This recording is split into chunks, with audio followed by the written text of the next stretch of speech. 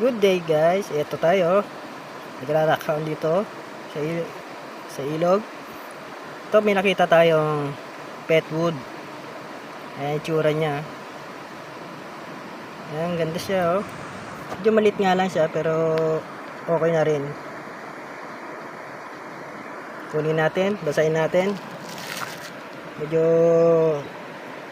ayan, ganyan lang siya kalaki.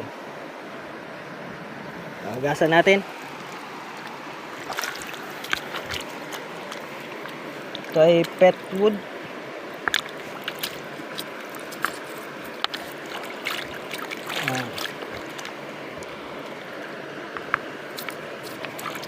Marami nga naglabas ang mga gemstones dito sa ilog kasi katatapos lang po ng bagyo.